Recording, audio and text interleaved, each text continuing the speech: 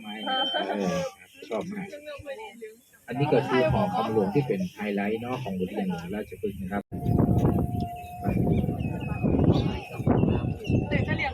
ต้นน้ำสามองค์นะครับ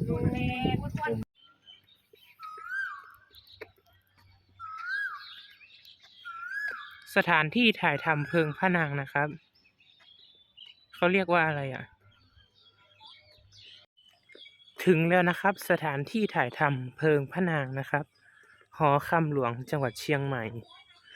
ของจริงสวยงามอลังการมากเลยครับสวยงามมากจริงๆ